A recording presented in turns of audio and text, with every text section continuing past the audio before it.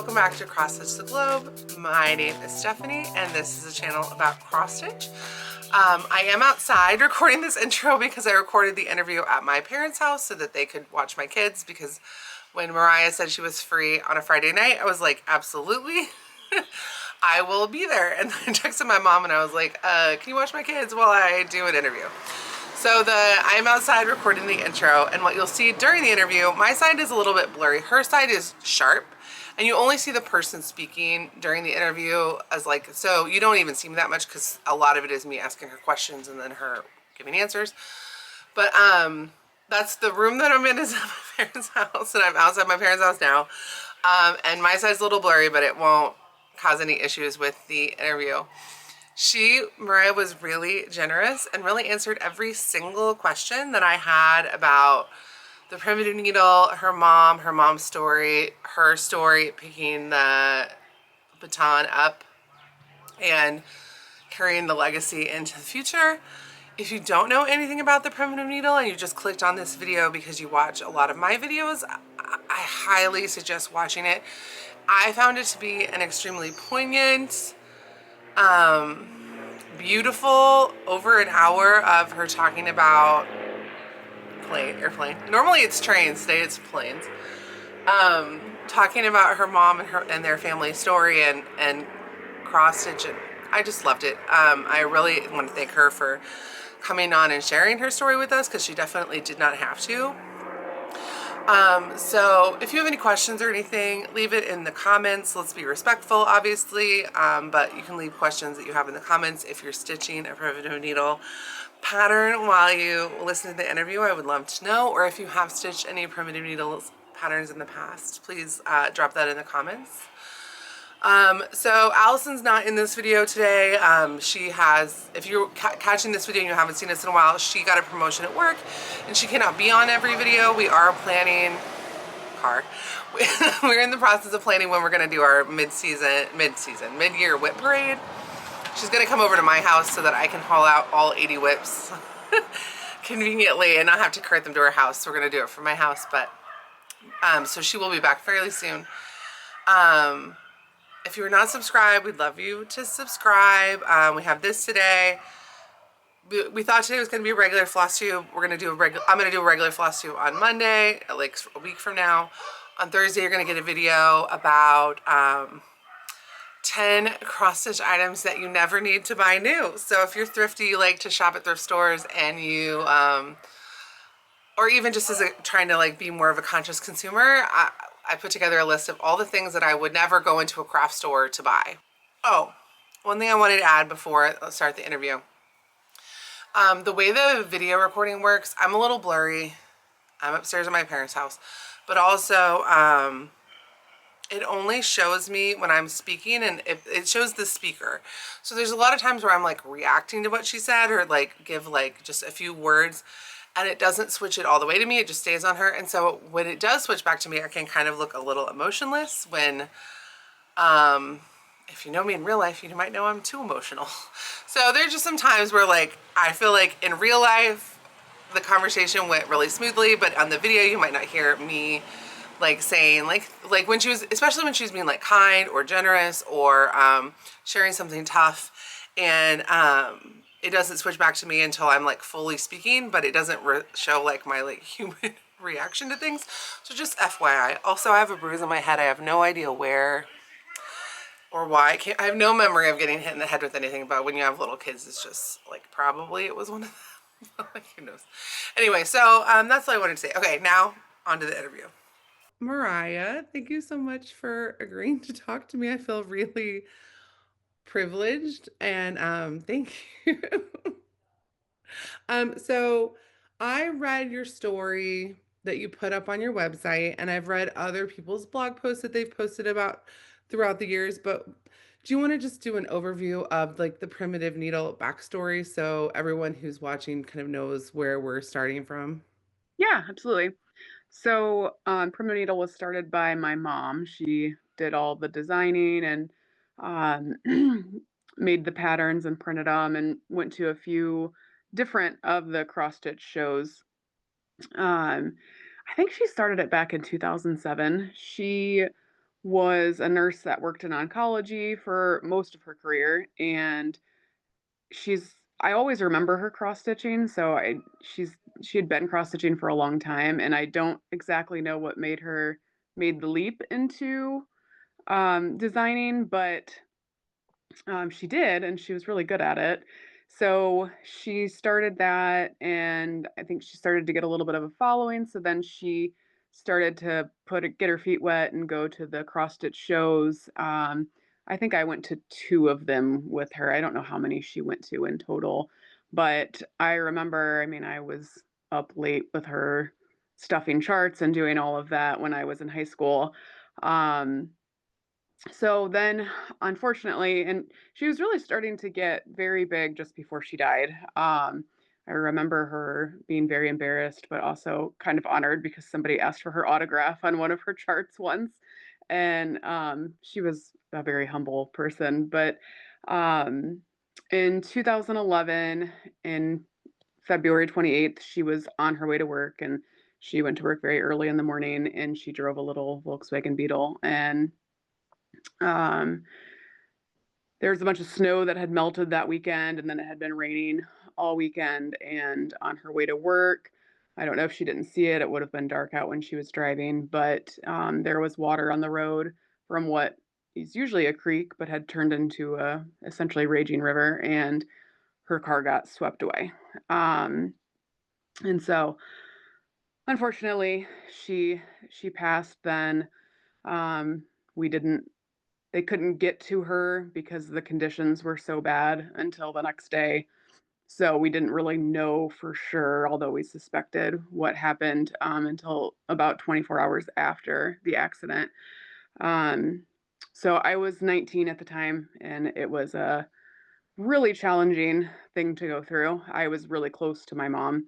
And so then after that, we had gotten quite a few requests for her charts, and a lot of people had offered or asked to buy the rights to the patterns so they could reproduce them. We didn't have a ton of charts to my knowledge, so we couldn't really do selling. And I was going through college at the time, and then I was starting a family. But and then selling the business just never really sat right with me. I'm kind of the one that put a stop to all of that, honestly. Um, just because I felt like it's something that should stay in our family because mom worked so incredibly hard on it. So, it went several years. I think so it's 2025. So, 14 years later, Yeah. I realized I don't even know what triggered it, but I had been thinking about doing things with like restarting the business essentially, but it was just I always got hung up on there's just no way I have time to do all of this printing and shipping things. And um then it dawned on me that I could digitize them and sell them digitally, and that felt doable. So I just started it, and now here we are. Okay, so we're all caught up, and now I'm gonna ask all the things that I'm curious Yeah. about. Okay, so what do you remember the most about like your mom stitching? Like before she was designing or things she didn't design, what kind of stitching did she do? It was a lot of Halloween related stuff, and from what I can remember. And she really liked the things with the alphabets. I'm not for sure. Are those called samplers? I'm not 100. Okay, so she really liked those as Any well. samplers cannot have alphabets on them, but if you see an alphabet on something, it's probably a sampler. Okay, okay. Okay. And I've only been stitching for a couple of years, so all this stuff is new to me too. Yeah, yeah. I don't stitch. I don't know how to stitch, and I keep thinking I need to learn to fully understand everything. But so I am very much on a learning curve here. I think that's so awesome that you're like doing all of this work for her legacy when it's not like she's your passion, but it's not your passion. Mm-hmm. Thank Yep. you so much. Um, Okay, what do you want people to know about her as like a person? Oh gosh. She was just a wonderful person. Sometimes I wonder, when people die, you tend to like think of them in saintly ways and kind of forget about all of their flaws. And so sometimes I kind of wonder if I do that with her when I remember things about her, but I really don't think so for the most part because she was just a really wonderful person. We were really close. I went through my teen years where I had a boyfriend and I wanted to spend all my time with my boyfriend, but after he went to college, we really got very close, and that's when I started spending a lot of time doing the cross stitching designs with her and helping her with. I even tried to help with bookkeeping, not great at that, but just trying to help her with the business. And I remember she started to do some jewelry making too, and she was pretty good at that too. And we went to Oberlin to this little shop to pick out beads and things like that for her jewelry. So I just really enjoyed spending time with her. She was a really great mom. I think that was the most important thing in her life, truly. She's a big worry, always worried about her kids, but just really loved her kids and would do anything for any of us, and was very proud of all of us. And she was an oncology nurse. She would get mad at me if she knew I said that because she wasn't certified in oncology, but she worked in oncology for most of her nursing career. And she was really great with that too. I still have patients of moms that reach out to me to tell me how great of a nurse she was and how caring she was. And that's truly how she was. She really liked I started to wonder if she was like a little bit like too into witches because she was really into like Halloween stuff and witches, and she had all kinds of books about it and read all about it. Um, and I think she was just really fascinated with stuff like that. I remember we went to a couple cemeteries and did the grave rubbings for some of her design or like inspiration for some of her designs. Um, she really loved to be active, be outside. She was almost never inside unless she was stitching and it was nighttime. Otherwise, she was outside working in the garden, walking the dog. She loved the wind. Um, and she was a really great friend. She had a really close friend that, unfortunately, she has since passed from breast cancer. Um, but they were very close. I think she was just truly a very wonderful and caring person, and just very charismatic. She was very sensitive, which unfortunately she passed on to me because it's a little overly sensitive sometimes. I'm But overly. yeah, like take a little bit things a little bit too personally sometimes. But you know, just a really wonderful person, and she always taught me to kind of listen to your intuition, and she was always very good with that too. Actually, kind of a upsetting, but kind of a story to show just kind of how in tune she was with these things. And some people may not believe in this stuff, but the weekend before she died, I actually came with my boyfriend, who's now my husband, home from college just to spend the weekend with them. And we were hanging out. We were driving somewhere, and mom had said, I think it was a Saturday, and mom had died on a Monday. Mom had said she had a really horrible dream that she was in a car accident and she had died. And I said, I don't want to hear anything about that. We're not talking about it, and shut it down. And then that happened on Monday. That is hard. That is hard to live Yeah. with. Yeah. But it was, just things like that. She always seemed to just know things. Like, she always, on a lighter note, she was always the one that picked out the books and the movies and songs that became big like 6 months to a year later. She was just always really ahead of the curve with things. Um, so what do you want people to know about her, like her art style and the patterns that she created? Um, it's a lot of Halloween, primitive samplers. I remember one time I was looking at one of her patterns and I was like, "Did you realize that you left like 3 letters out of the alphabet?" And she was like, "Yes, that's how it's supposed to be. It's based on, you know, an old sampler, and that's," and she would tell me that's how women at one time used to learn like the alphabet and letters, things like that. She really loved old things and like vintage. I, I remember one time, this is just a unrelated story, and I'm sorry I can go on and on about my mom, but um, she embarrassed my brother. My brother that lives in Pennsylvania. We had gone shopping for he was going to propose to his girlfriend, and so we were shopping for the engagement ring together, and we were at this place where the guy, and she didn't realize this, but the guy designed jewelry but also sold vintage jewelry.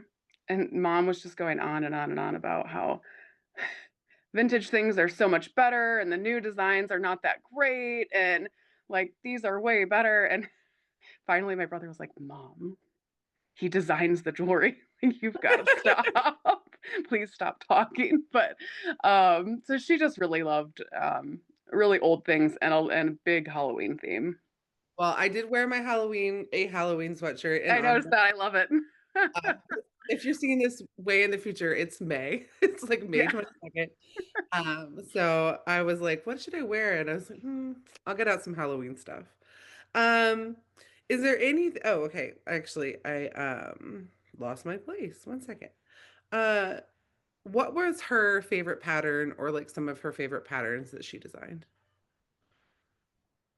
You know, that's a good question. And I don't think that's really something I got to ask her that much. I would say her most I think Witch's Hollow was pretty high up there. Um, but other than that, I'm not 100% sure. She really loved the two horses pattern too. She loved horses. So, I think she really enjoyed that pattern, and that pattern's a little bit different than some of the other ones she did, I think, when you look at It's a different style. everything she's done. Um, so I would say those were pretty high up there with the ones that she liked. What's your favorite? Not M maybe like not thinking about the digitization process, because I'm sure some were easier than others, but what like Yeah, aesthetically, which one's your favorite? I would have to say Witch's Hollow. I just love all the little motifs that she has. I'm actually I don't have any tattoos, but I'm working on designing one and he's gonna make it like an actual cross stitch look. So I'm looking at doing that. And then I have a note with her handwriting and it says, "Love you, Mom." And I'm gonna have that added to the bottom of it. So Love that. Um, oh, okay. So, do you guys have the models or some of the models of all of yeah, we have all of the models. We have them kind of split up right now. I have 3 or 4. My brother just um he's owned 2 houses, but in the past, but they were smaller. He's a bachelor and now he's dating and his girlfriend has children and um so he just bought a bigger house and when he moved into that house earlier this year, he got I would say he probably has 10 to 15 of them now and then my dad has the rest of them like they lived in a and that's what the house I grew up in a really old brick house and in the living room it's just wall to wall mom's models or living room and dining room, mostly the dining room actually, which is kind of that was the area we spent a lot of time in. That's amazing. And I'm sure everyone knows like don't sell. Yes. Take them to a thrift store. Yeah. Yeah, actually when I was kind of gauging the interest in starting all of this and somebody had mentioned, you know, concern that it was a scam, which I was like, well, you know, that's a valid concern because that happens a lot. So I was trying to come up with ways to kind of show that it's not a scam. I realized, well, it would help if I showed that I have like the actual models that are in the pictures from her patterns and I have them hanging up in my house and I got them down and there's just like they are just covered in dust. And I was like, I'm surprised she's not come back to haunt me at this point because she did a couple trunk I think I don't know if she did more than one. I know one of the ones she did, if she did more than one, she was so upset because some of them came back damaged and chipped, and she was like, "I'm not doing this ever again." So, I was like, she's probably so mad at me for all this on here. How did you know it was time to like bring them back? I don't know. I don't know what it was. Like I said, it's something that I'd been thinking about, and it I had kind of gotten to a point in my life, which now it's getting a little more hectic, but my kids are 2, 4, and 7. So I'm not like in the baby stages anymore of my kids. And They're still crazy. yeah, they're still, yeah. Mine are two But and five, and I just feel like, okay, I can see a future of peace, but we're not there yet. well, then they start talking back.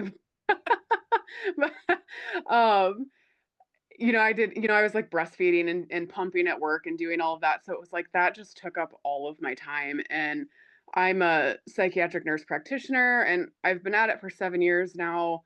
But I would say, and even now, but the first several years, it was just like that consumed my life because I just wanted to do a good job and I wanted to make sure that I was learning everything I could. And so I just kind of got to a point where I was starting to feel like I had a little bit of breathing room when I was home and I wasn't constantly doing something where, the kids can play a little more independently. And so I was thinking, well, maybe I can start researching this a little bit. And I don't know, sometimes mom is just on my mind a lot. And I don't know if you or those watching believe in signs from people that have passed, but I very much do. And I was thinking, when I had the digitization concept dawned on me, I thought, okay, I'm gonna do it. I'm all in. I looked in the software, bought it. I just said, let's do this. And the very next day, I was driving, I think, to take my son to soccer practice, and I passed. And this has always been kind of a sign to me, and it's always happened when I'm unsure of something or upset about something. And um, a Volkswagen Beetle that was a convertible, same exact color, passed the other way. I'm like, okay, mom, I'm supposed to do this. Got it. Um, what did you know, like from about like how her patterns were currently valued or stitched or like did you have any like your finger on the pulse at all about like her popularity in the cross stitch world and that it had like survived for 15 years? Yeah, so I did, but I have to say I was blown away when people started to really learn that I was starting to do this. And because I was like, I knew that she had some fans, and I kind of just thought it was people that knew about her since before she died, followed her blog, things like that. Because even if you look at her blog, there's like 200, 300 followers, and I already have like 2,500 people following the Instagram page. Yeah. Um, and so I thought, for sure, I know there's going to be some interest, but I just had no idea. And I think she would just be shocked at the amount of people that are still interested and just would even spend the amounts of money that people have been spending to Yeah. obtain her patterns. That is how I learned about her because me and my sister, who's on my channel, but she and I used to do the channel together. If you like a month ago, she realized with her promotion she needs to be like a guest. So which Hmm. put it up for me to do videos like this because then I don't have to like schedule it among three people instead of two. So Hmm. which is why this is the first interview I'm doing because it's the first idea I had since I ended up having some extra time. But anyway, so she and I do videos about like the most expensive patterns every year. And every year, like I mean every year, we've done them twice. We've Yeah. done this before. But both times, like the first year we did it, we didn't know this story and like people were telling us the story. And then this year it was like different patterns were on the most expensive list, but they still like it was still, you know, for a design house that hasn't put out patterns in 15 years, like pretty up there. Hmm. Um, I mean, obviously, out of print patterns are going to be more expensive than in print patterns, so it's not a surprise completely. But Hmm. still, it was like they were still very, very popular, and so many people came and told us about like the story and stuff. And then I saw people like Tara Sullivan post or show on her video, like, and Michelle from Bindi Stitchy, which are probably, I don't know if you know any cross stitch names, but there are people A whose little bit. watch and show their ones, and I just was like, I really do want to stitch this. Like, so it was like good Hmm. timing for me that you came out this Yeah. year before I spent any money or borrowed anything expensive from anyone. Hmm. But yeah, I think I would say, like, for me, I know so many people who were not stitching back then who are excited now. So Yeah, I think that's been the most surprising to me is just that people that didn't know her all the years ago or know of her yeah, are still so interested, which I guess it shouldn't be surprising because she really was. I always thought they were really cool, but now with digitizing and I'm forced to look at every detail, it's like how did you come up with some of this stuff? I do And have some questions about that. So, like, what was the actual digitization process like for you? well, so I'm still doing it. I'm kind of just trying to do 1 to 2 a week. Um, How many does she have total? I think I don't have a master list, but I think 36 to 40, somewhere in there. So if And people are watching your website and eventually you stop putting stuff out and they have a pattern that you don't have up there, they should reach out to you and let you know more mhm. exist. Yep. Yep. If I say that's all I've got, then yeah, somebody should tell me if they know of something more. Which some people have been really great because I was panicking because I didn't have the Witch's Hollow paper pattern. I had asked my dad to send me all of the ones in her office, all of the different ones. He didn't send me all of the paper patterns we have, but the ones that were different. And so I thought that we had it based on the stack, but then I was going through, I'm like, oh my gosh, I can't find it. So um, somebody, and I should have written names down. Unfortunately, I didn't. Somebody was kind enough to send it to me, to scan it and send it to me so that I could digitize it. You can always also, Um, I guess, the old school of like, look at the model. Like, when people are doing reproduction samplers and they're literally looking at the stitches. yeah, and I just don't know if I would be talented enough to do that. It's been a lot nicer to have that with like the colors and stuff too. So Yeah. um, because I'm working on Salem Remembered right now, and every single one of the threads, which there's only 3 in that one, but they're all discontinued, and so I had to try to blend things to make it look right. I'm like, man, this is not easy.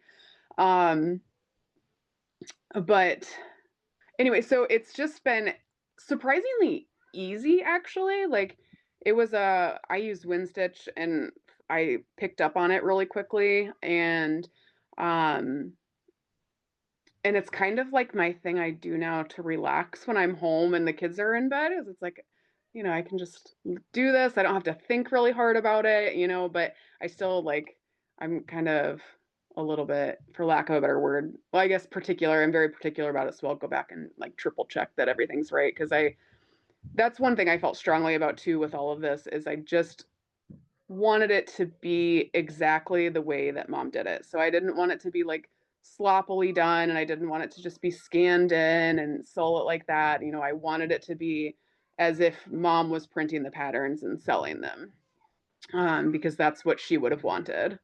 Is there anything about your mom that you learned by looking through her patterns that closely? Really just how creative she really was. I always knew that she was, but like, and how artistic she truly was, because even just when you look at like the font of what she used with the letters, they're all so different. They're not necessarily all the same.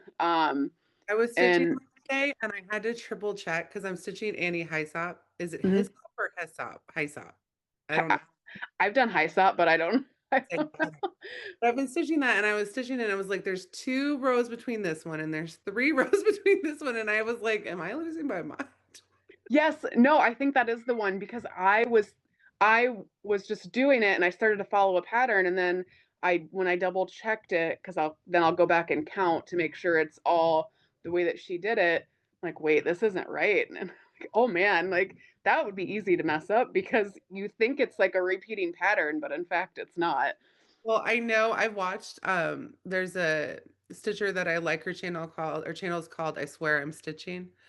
And she was stitching Black and Sky, you know, and you when you watch people's stitching channels, you watch them stitch something over months, right? So you really feel like you're not stitching it, but you really are on the journey with them.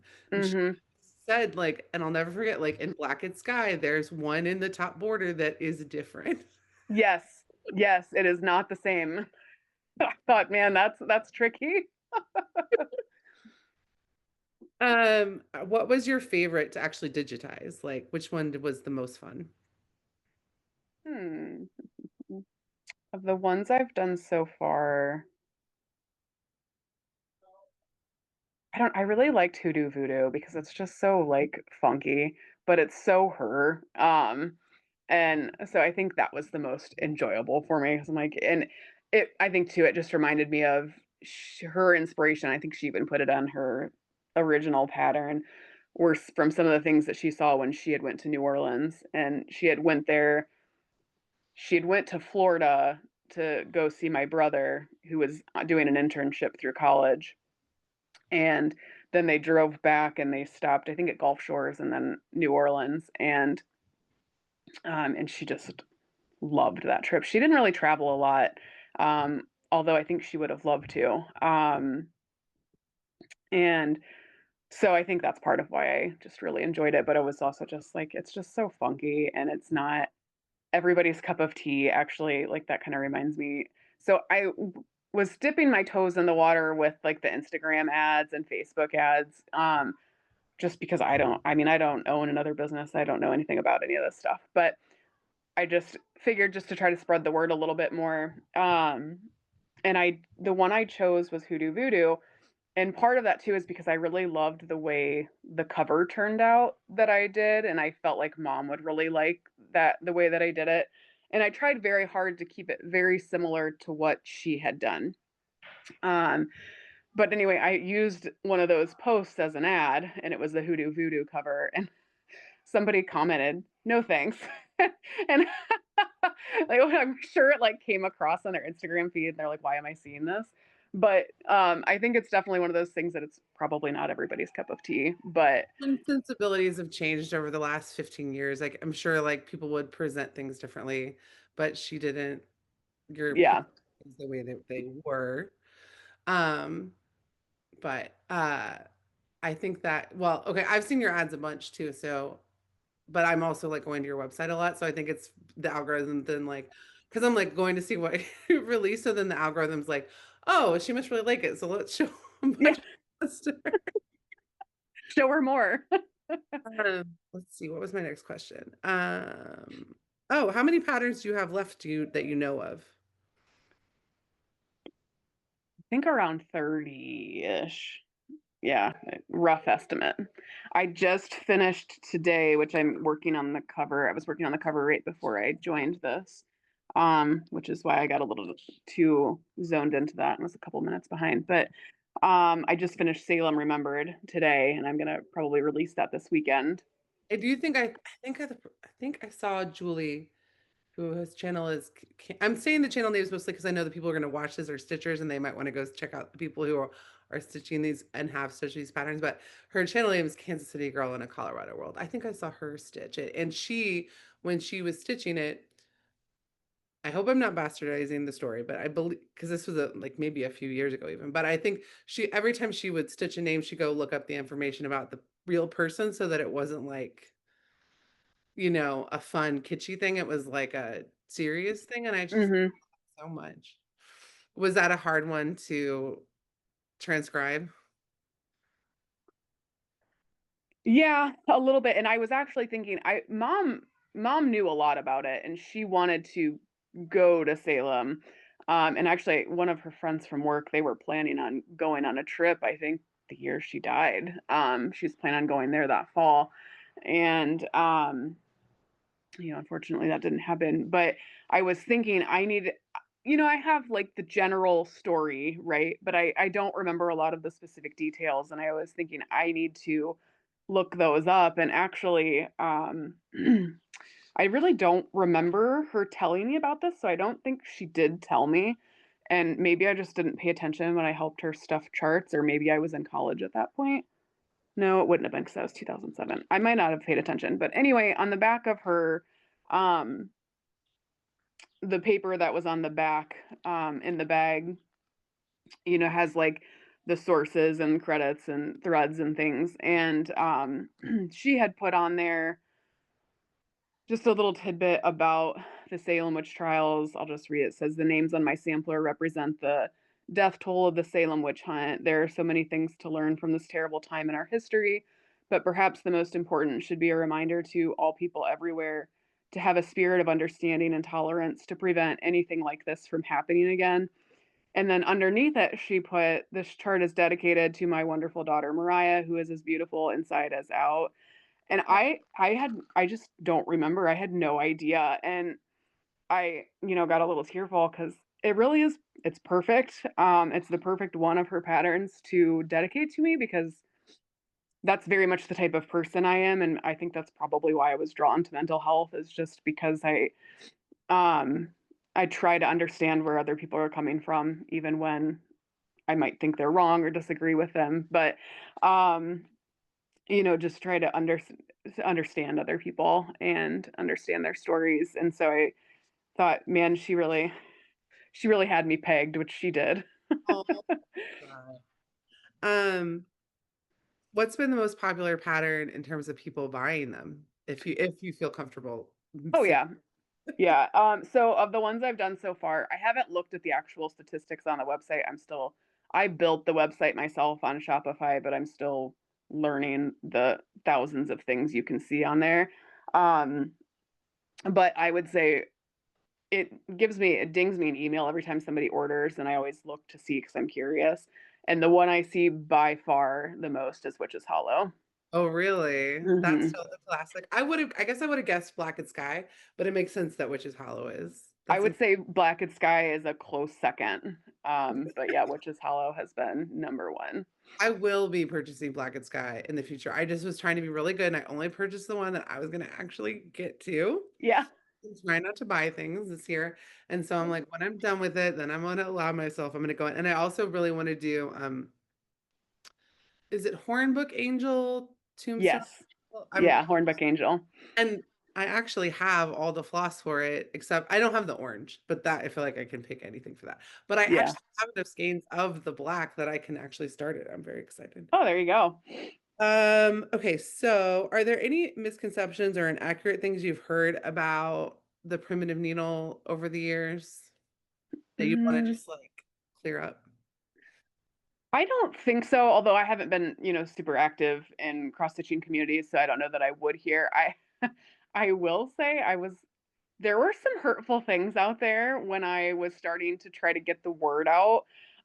Because I think I was just doing some research out of curiosity to try to gauge what the interest would be in it.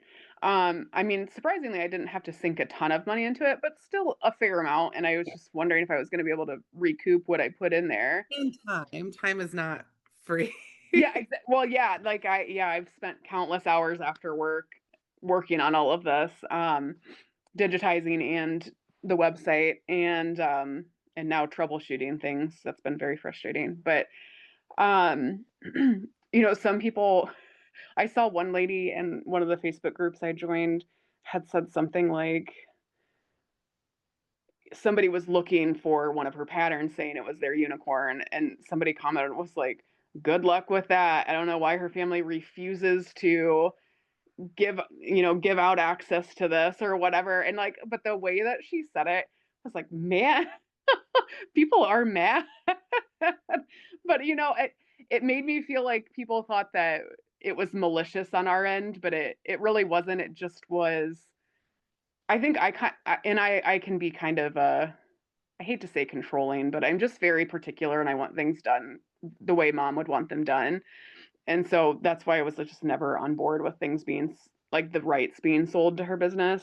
Well, it's her legacy, and you're her daughter. Like you're the one in, you know. Yeah, and I mean I spent a lot of time as a teenager working on stuff with her. Probably not what most teenagers spent their time doing, but I just really enjoyed helping her and spending time with her. So I, did a lot of those things with her. But so my heart is in the business very much. And so, it was really just the fact of I was at first I was just a 19-year-old trying to figure out life without my biggest support. And then figuring out my career. Like when mom died, I was planning to go to medical school. And then, when she died, it was like she would and my dad's great. I don't want to make my dad seem like he's not great, but my mom was a big support and I knew that I could rely on her for anything and I knew she'd have my back for anything. And then when mom died, I knew that dad, lost that income. And so I needed to figure things out myself and support myself and not be so reliant. Oh my gosh. Sorry about that. Yeah, I'll Um, keep it up. Not be so reliant on her. So and I was in the middle of a semester when she died, and so I just took the rest of the semester off. My family freaked out because they thought I wasn't going to go back to college, and I had went to my boyfriend, now husband's aunt and uncle's house, and she was a nurse, and was just saying, I just don't know what to do because I don't think I'm going to financially be able to make it to finish a degree and go to medical school. And but I know that like I need to support myself and also I want to make mom proud. And so she suggested nursing school. And so I just applied to a nursing school while I was down there visiting. And they live in North Carolina. And I got accepted. And I was said, I could do this, get my associate's degree, start working. And then if I want to further my education, I can. And so, I worked my way up to getting my master's degree. And then um, I went through a period of infertility. It took us 2 years to get pregnant with our first child. And that was really difficult. And then we moved to a different state and away from our family. So we're kind of on an island here, not really an island, but that's what it feels like. And then had two kids. And then, like I said, just trying to build my career and feel confident in what I was doing and make sure I was doing right by my patients. So, it's just all of that consumed my time. And then I got to this point where I had a little time and it's like, okay, I can do this and I can do it the way I want to do it in the way that mom would want me to do it. Um, so yeah, it's hard because it's like sometimes as stitchers we can feel entitled to things. Not, And I get that. I can be the same way as a consumer sometimes. it is weird though because it's like you're stitching someone's art, which makes you feel like artificially close to them, or Hmm. you want to stitch someone's art. It's a very different relationship than like a knitting pattern or like it's because you're literally going through their piece of art, like Hmm. by pixel. Um, what are your plans for the future? Like, so you want to finish digitizing the patterns? Is there any other development, or are you just going to play it by ear? I'm playing it by ear. I did not get the creative gene that my mom had, but I do have just some ideas and I've kind of wondered, maybe I'll just try to design one and just try to learn stitching anyway and try to stitch it and see what I think. And because I was thinking about that one day and I thought I could, the way that my Shopify website's set up, I can make another thing where I could put like Lisa's designs and Mariah's designs if I chose to do that, but it would not be anywhere near as good as my mom's. And so I don't know that I'm going to do that, but I've thought about just playing around with it since I have the software and want to learn it. But other than that, it's just digitizing it. And I think somebody asked me on one of my posts if the designs were only going to be available for a limited time. And my answer to that is I don't have an expiration date per se on it, but if there comes a time where the sales don't justify the cost of running the website. I know how to, And I own 3 websites. That that hosting when that hosting comes around, I look and I'm like, did you earn your keep this month? So yeah, I yeah, did. exactly. It's that, and then I did like I forget, it's called something like digital asset management, which is just to help prevent like it being shared or pirated essentially. Which I get it. There's going to be some of that no matter what, but just to help recoup again the time and the money that I've put into it.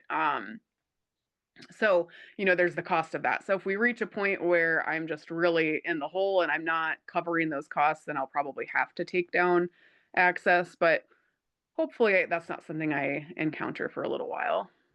Are you considering in the future offering print services once everything is digitized and you have some can move on to like another step of the business? Yeah, I am actually. I've had several cross stitch shops reach out to me and ask about, wholesale. And I feel so awful because it's like I know I'm not helping you guys, and mom loved her cross stitch shops and she would want me to do right by them. And so it's like, I can't do it myself. And mom did it herself for the most part. And like right now I know I can't, but somebody did. And again, I'm sorry, I can't remember her name and I feel bad about this. I should remember people's names that are helping me, or have written them down. One of the cross stitch shop owners reached out to me about it, and I just said, I'm sorry, at this time, no. And she gave me the names of some places that do the printing and then the shipping. And so I did reach out to one of them, and I've heard back from them, and they would be happy to help because you have to be approved. You're not just automatically accepted with these companies. So they said they'd be happy to do it. So, but now I'm just looking at like, how do I price this? And right now my focus is let me get them digitized first, and then try. But it is important to me because I just feel like I don't I don't want to shun the cross stitch shops because they're important. And so I don't. And I know it's got to be incredibly hard to keep a brick and mortar business open right now, with all of the online stuff. What So state are you in? I'm in Illinois. Okay. So you got some good CrossFit shops you can pop in and check out if you need some help. Yeah, yeah, actually, my husband and I just had to go to Macomb for something. Well, we had a graduation party to attend over the weekend, and then we went to Macomb just to grab some dinner. And we were driving in the square, and I saw a cross stitch shop. I had no idea there was a cross stitch shop here. I'm like, I should stop in and see, talk to them and see what their input is. So, yeah, I'm planning to start doing some of those visits as I can and get some more information. Another idea just for in the future when you have more time on your hands. Hmm. Have you heard of the cross stitch company Chatelaine? Mm-mm. So Chatelaine is a company that it was a designer. I think they're German or lived in Germany. I believe they're based in Germany, but I'm not 100%. But she did designs kind of actually around the same time as your mom. These like big beaded like mandalas that were like Turkish hammams and European castles and like this big, like four things, and she did them all as classes, and she passed away, and her daughter has kept her company going. And there's so she's based in Europe and she now sells her stuff online. And those need like crazy stuff to kit them up. Like it could cost like $250 to like or way more to get all the Hmm. materials you need just to stitch them. But there are retreats in the United States. The Queen City Stitch Retreat runs is running a shadowing retreat where the people come and just focus on like learning the stuff for hers. So you could Hmm. in the future do like a retreat or something. Yeah, that's an idea. That's a really great idea. I And mean, just stitch your mom's signs. Like in Salem, invite me. noted. You'll be on the list. There are, it's like there's once the patterns are digitized, there are other things stitchers do, but if you're not a stitcher, you might not know how weird we are. There are other things that we do besides just stitching, we get together and stitch and we like, so anyway, that's just, Yeah, yeah, absolutely. That's a great idea. And I mean, I will take any excuse to talk about my mom. As you can tell, I can just talk and talk and talk and talk oh, about well, I'm her. So, very excited. I was like, I hope she is cool if I schedule this for an hour. yeah. Yeah, and I tend to talk a lot. So, yeah, I mean, I think that would be something I would actually probably enjoy. So, Yeah. definitely a good thing to think of in the future. And please, like, just keep me up to date if you do decide to do anything like that. And then my last question, and then you can add on anything else you want to talk about is what do you hope like the legacy of the primitive needle is going forward? I just want it to be honoring my mom and to know that the only reason any of this is here is because of my mom and um that she really put her heart and soul into this business and it she really cared about her customers, fans, stitchers that liked her, whatever you want to term you want to use to describe that. She really cared a lot and she wanted to do right by everybody that supported her and if she made a mistake, it just tore her apart. And she wanted to do anything she could to fix it. So, just that she really cared a lot about what she did, and it really was not about money. She wasn't really starting to make money until, unfortunately, like the year she died, the year before she died, Really, and she just loved it and loved the community. And I think she made a lot of friends in the cross stitching community, especially once she started designing and just that she was just a really wonderful person and put everything she had into the designs. And so that's kind of how I want to be with the business. That's why I'm trying to be very responsive when there's concerns and trying to make things work as well as she would want them to work. Um, so just that we care and we're not just trying to make a quick buck, anything like that. I am really, truly, it's a labor of love for me with her. so if she was not really making much money yet, first of all, it's a testament to you guys then that you kept all this stuff because it'd be so easy to then just view this as her hobby and not like a, a, like this is a real thing out in the world. Hmm. Um, but then also like, were you shocked then at how many sales came in? Yes. And it wasn't that, she wasn't losing money. It's just she wasn't like making a huge profit. Like she was covering her costs. Otherwise, she wouldn't have been able to do like the shows and things because there's a lot. And I don't Yeah. know if stitchers realize that, but I mean, there is just a lot of work and money that goes into preparing for those shows on the designer's part. And so she was covering her costs, but yeah, she started to really make a decent profit about the year before she died. And she was still working as a nurse full time and momming full time. I mean, I was 19 when she died. So she was still raising me for most of that. And then she's always been involved with my brothers, even though they're older than me. Um, but as a mom, you never stop momming. And, um, No. but I think we could, if you knew mom, you wouldn't have been able to view it as a hobby because it was her heart and soul and her pride and joy. I mean, she loved it and really got a lot of joy out of doing the designing and going to the shows and I think she did a couple like classes and I don't know if she did retreats, but I know she did several classes and stuff like that she just absolutely loved. So I know I said it was my last question. I do want to just ask one more question. What did the rest of your family think of all of your efforts? They've all been very supportive. So I I actually I feel like we've talked about it before in the years past, but it was probably just like a side conversation where nobody was really like diving in deep on it. My dad and I talked more.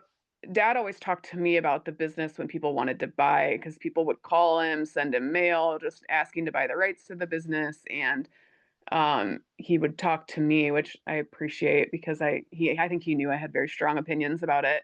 Um, anyway, I went ahead and when I had this idea, I just said, I'm going to do this. So like I tried to research like reviews of different cross stitch software, and then I just bought it the same day and said, I'm going to do this. And I texted my dad and said, hey, can you send me all of mom's patterns and I'll send you the money to cover the shipping? And so then I was really into it. And then I did like a group text with my siblings and their spouses slash significant others and was like, hey, I'm doing this.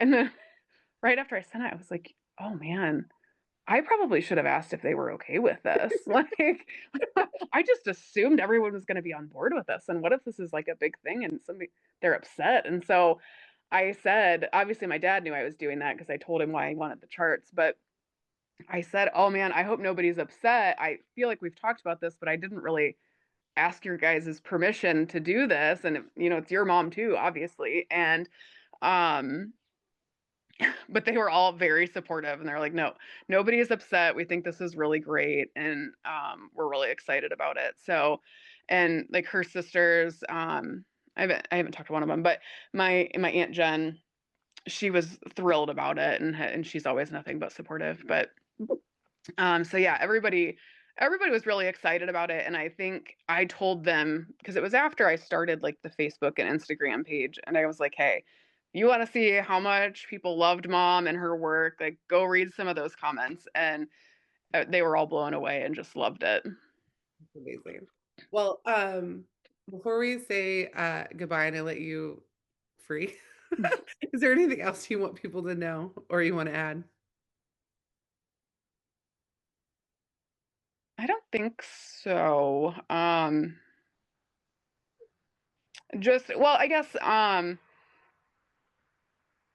I appreciate that everybody that has reached out, even if there's been a problem, has been very kind and very supportive, um, and has been very understanding. I do just freely tell people, like I do have a full-time job, and right now I'm unexpectedly covering for an absence of a coworker, and so I am working late and picking up extra days, and so I've been extra busy with that, and I'm also raising three young kids, and so like I'm going to get to it as soon as I can, but it might not be today, might be tomorrow or this weekend. But everybody's been very patient. And then actually, yes, one thing I did want to say is I would not have been able to do this as well as I've done it. I'm not saying it's been perfect by any means, but as well as I've done it without Siobhan, who was mom's friend. I think she lives in Ireland now.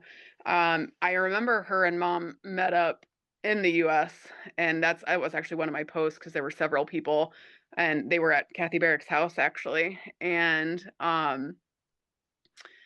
they had met up, and I know mom just loved her. I just remember mom talking about her and how like I think at that time, some of the times that she was talking about her, she's like, I haven't even met her in person, but she's like my best friend. And um, when I had thought about doing this, I remembered her name because I was like, I'm gonna have to have somebody that I trust in the cross stitch community that I can reach out to because I don't stitch and I'm not gonna know if something's not the way that it should be. And so sorry, I was a little shaky there. I went through mom's blog and I found her name on the blog and I emailed that email, which I think it was an old email that she doesn't check anymore. And I was like, well, maybe she was friends with her on Facebook because mom's Facebook is still live. So I went to mom's Facebook and I found Siobhan's name and I sent her a message and I was like, I don't know how this is going to go. And she responded right away and just was so excited. And she has looked over patterns for me, like when I first did it, the first one I sent to her, it didn't even have like the grid lines on it. And she's like, Mariah, is this counted cross stitch? And I mean, she was very nice, but as soon as I read it, I was like, duh, like, how dumb am I? And so she just helped me tweak the settings and stuff. So it was the way um, that would work the best for people stitching. And she would print them out for me and let me know how they looked printed. And give me feedback on like the covers, and she even looked at my website before I went live with it and told me like I didn't have all the information, like the fabric and the threads and stuff with. I had it if you downloaded it, but not like when you clicked on the listing, it wasn't there. And she said, you know, a lot of cross stitch designers have that listed because cross stitchers like to know that when they're buying. So, you know, she was just absolutely fantastic. And it would not have been anywhere near as smooth as it was if she was not helping. And I think people would have been very upset with me, honestly, and very frustrated with me if she didn't have the input that she had. So, Yeah. um, you know, just a shout out to her, and she was a really wonderful friend to mom, and I very much appreciate that. Because anybody that made mom happy makes me happy, and is the greatest person ever, as far as I'm concerned. So, Well, if people want to get the patterns or following us on social media, I'll link to everything in the description, but do you want to just tell everyone what the social media handles and stuff are? yeah. So the website is www.primitiveneedle.com, and that has a subscription option too. At the bottom, you can put your email, and I have been trying to send out emails through for people that are subscribed to that every time I do a new release so that they're aware of it. And then the social media handles, both of them are the Primitive Needle on Facebook and Instagram. And I did a listing on eBay just because somebody, I think it might have been you. Did you It was mention me. eBay It was to me? me. Yeah. Yeah. Yeah. And so I did that. It is much more complicated than I thought it would be. So I just did it as like it's like a personal ad essentially. Yeah, I didn't think people would necessarily buy it through there, but like I just was like, people are going to continue to list this pattern on there for hundreds of dollars because Mm-hmm. they don't have the context, and I didn't want anyone to get not scammed, that wouldn't be the right word, but to pay more just because they don't happen to be on social media to see that it was a, Right. and then also I thought maybe a few people would find out about it and then go to you directly because I Yeah. get an eBay notification every single day from eBay about new Black and Sky. Okay. Even though I was never going to buy it for the price that it is, Yeah. every time it goes up, I do like to kind of just watch it. So I was like, Yeah. people out there for every single pattern you have that probably have notifications on that exact word. So that was why I was like, you should. Yeah, no, it was a great idea. I have had actually people reach out from that because I thought I would be able to list things, but I can't. But it at least let me put it as an like a person, like a classified ad is the wording they I use. think you could probably list it as like a downloadable PDF, but I sell things on Etsy and I have had a hard time with getting started with eBay. Not as a buyer. Because a buyer I'm Oh good. yeah, super easy as by. But I've had a hard, I actually released a video about this yesterday about like my like reselling journey and of saving like vintage patterns for thrift stores and stuff. Hmm. And I have had a hard I found Etsy super easy and I just had like eBay was enough annoying that I never went back, but I know I need to go back and like take a second look at it. But I just Hmm. because of doing those most expensive videos, I know how often people are spending hundreds of dollars on those patterns. Yeah. They're back as PDFs, people wouldn't want to do that. Yeah. Well, so yeah, there's they actually have like a policy that you can't do the digital selling until they approve you, and they won't approve you until you sell so many things. So it's and they do it automatically, like you can't apply for it. I'm like, this is How so many things bizarre. like do we all need to like just sell like buy some like bandanas from you or something? Right, right. Like I don't know. And then she like when I did like the online support because I read the policy and I'm like, okay, fine, you have to be approved. How do you get approved? Like, where's the application process? And um, so I couldn't find anything, and I reached out to them, and they're like, no, there's no application. We just have to automatically. It's an automatic process, and you have to sell so many things. And that was all they could tell me. I'm like, well, this is very confusing. So I just did the classified ad route, and I think I listed two of them just because I figured at least like the name, the primitive needle, might trigger an alert. And so yeah, people have reached out to me on there, and then I'm working on, I don't know if I'm going to keep it, but I thought it might be a way to reach more people. It is a little bit pricey month to month, but I'm working on listing things on Amazon Marketplace as well. I have But no concept about how expensive that stuff on Amazon is. I've looked into it a tiny bit for like because I'm a travel photographer and I have taken some of my photos and digitized them, but not Oh, many. cool. Like I have grand plans for doing hundreds, but like I've actually done 20. And I couldn't figure out Amazon. I wanted to do them for the printing, but I couldn't figure it out. And now I will figure something else out in the future. I just have mine digitally on Etsy though. It's not because I own websites and I tried to do Shopify for something else and it broke my website and I was like, oh, I'm never doing Shopify. Oh no. But I should figure it out at some point. But Yeah, yeah. Luckily, I mean, I was really happy, and I told my husband, I was like, I'm not tooting my own horn. I guess maybe I am a little bit, but like, I'm really proud of the way the website turned out since I did it all. when I looked at your website, I was like, this is really good. I wonder if she hired someone. So Nope, that was just me like playing with settings and trying to figure it out. But it was friendly, so I don't know. Maybe they've made some updates, I but wondered, I mean, I bet they have because I did this was so I started my first, not my first, but my like what of the three websites I own now, I started one in 2015.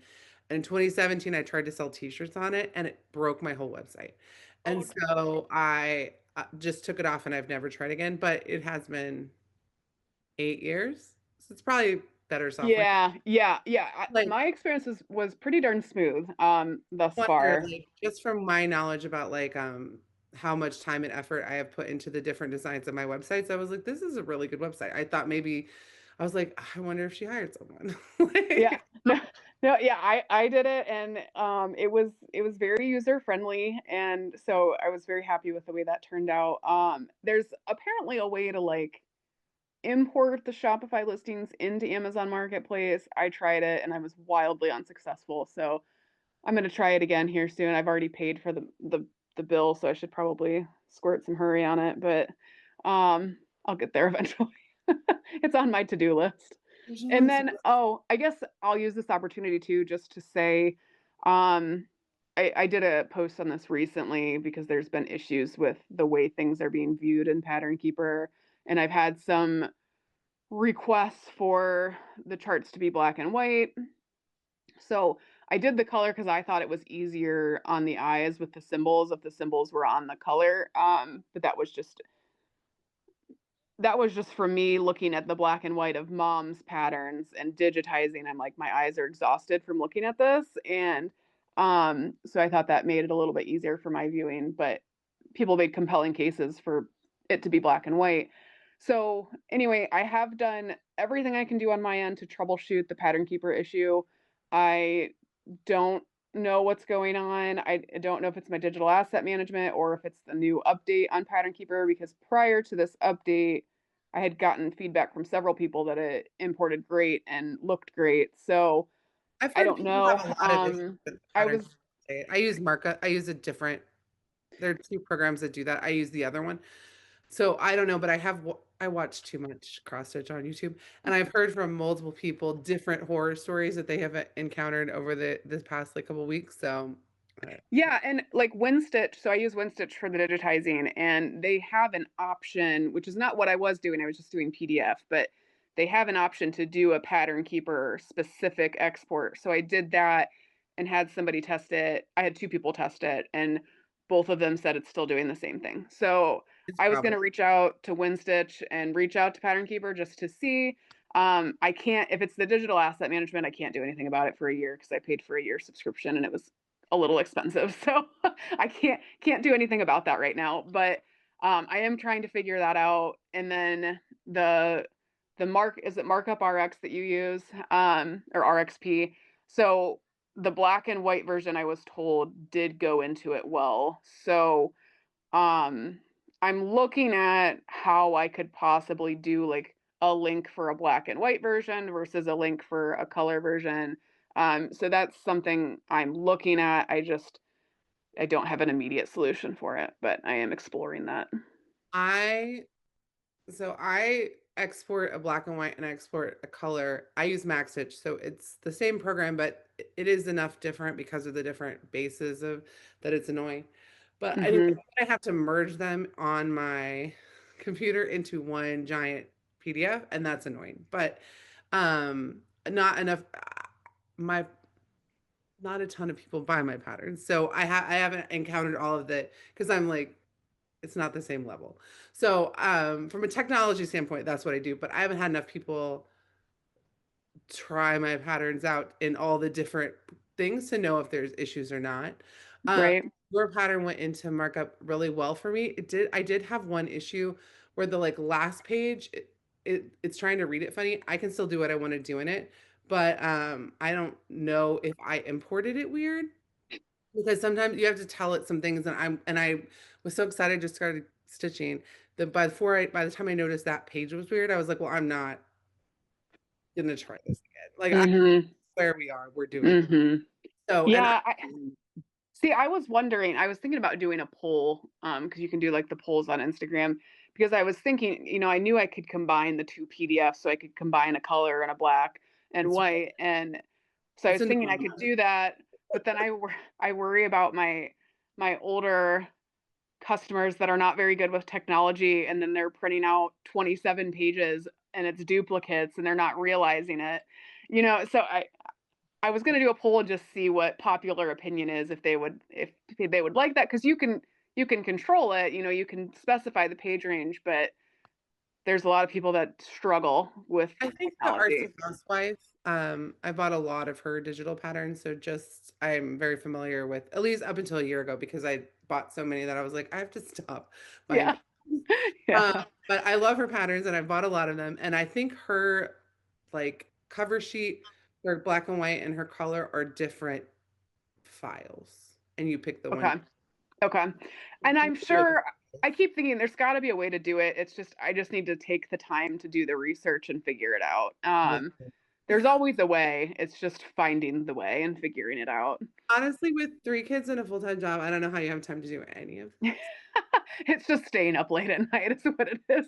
Fortunately, well, I was working 4 10s lately. I've been picking up Fridays, but so fortunately I have that. And then I also just wanted to say too before we go, just for people that are watching that may have reached out, I just wanted to say I really appreciate, I've had a lot of people on the submission form on the website reach out and just say thank you so much for bringing these back, and just expressing their gratitude and appreciation for it. And I've been trying to respond to all of them. I know I've missed some of them, so I'm sorry if I've missed it, but just know I read everything that everybody sends in. I read every single email, and it's really heartwarming, and it really just affirms that all of this effort is not for nothing. And so, um, I do appreciate when you reach out, and I'm sorry if I don't return that, but I think it is. I love when you do, and it really really lifts me up when you do.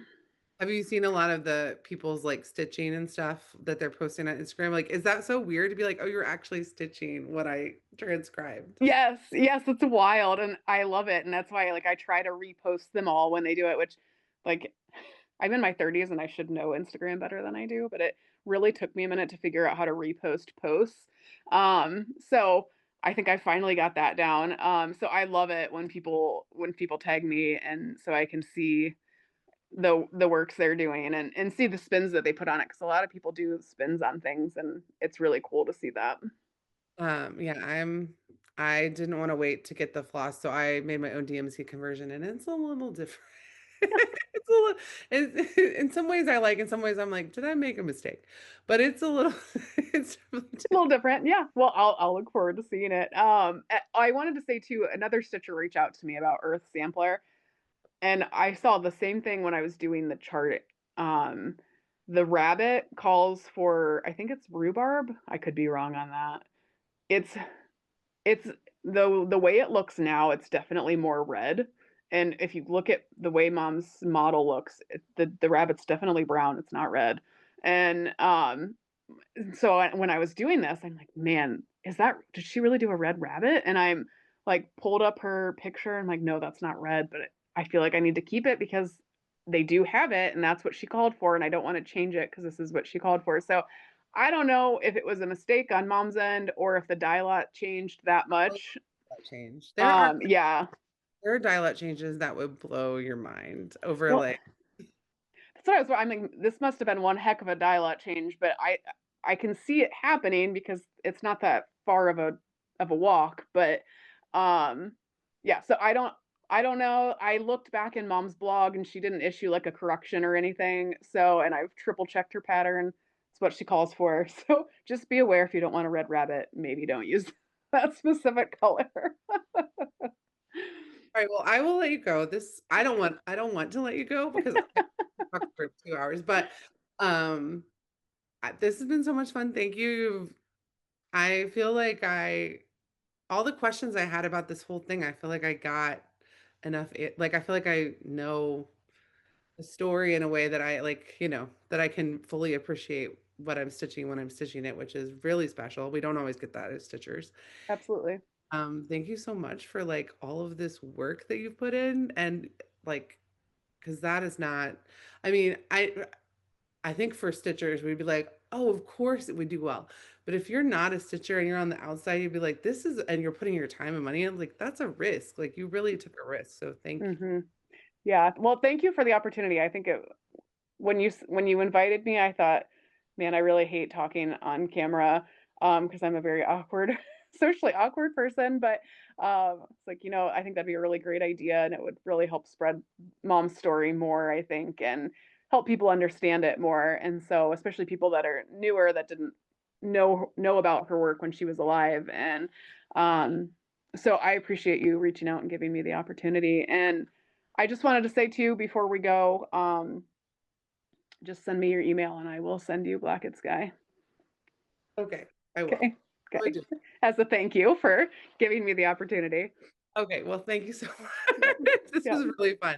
All right, well, if people want to find your mom's patterns, we'll put it in the description and follow you on social media because your website's so new that when you Google it, it's not the first thing that comes up. So definitely No. don't go to Google. Use the links in the description if you're looking for stuff because there's Yep. some stuff out there that I'm like, that's not this. No, and I was upset because like some of those like $100, $200 listings pop up before that, and I'm like, that's not what I want to have happen. But Yeah. the Eventually they'll Facebook, be, yeah. yeah, the Facebook and Instagram are popping up higher now on the when you Google the primitive needle. So yeah, just use the links in our bios there. All right. Well, thank you guys so much. Or thank Thank you. you. That's what I normally say to everyone else when I'm like, but I'm gonna do a separate like closing. But thank Mariah, thank you so Yeah. much. Yeah. Thanks for the opportunity. It was nice to talk to you. Bye. Bye. All right. I want to thank Mariah again. And again, in the description will be the videos I mentioned, the floss tubes I mentioned, and all of the links so you can find Mariah's website and her mom's patterns that she's digitized. And if you want to see my progress on Annie Hyssop, I will show that on Flosstube on Monday. I'm obsessed with it. I'm like fully obsessed. I brought it over to my parents' house today to be what I'm going to stitch on today when I'm over here. I'm fully obsessed with it. If you're not subscribed, we'd love if you subscribe. On Thursday, we're going to have that thrifty. I'm going to have that thrifting video. I flossed them on Monday, and we'll just, go from there. But if you made it to the end of this video, I'd love if you left your favorite Halloween emoji to honor Lisa. And yeah, thank you guys so much.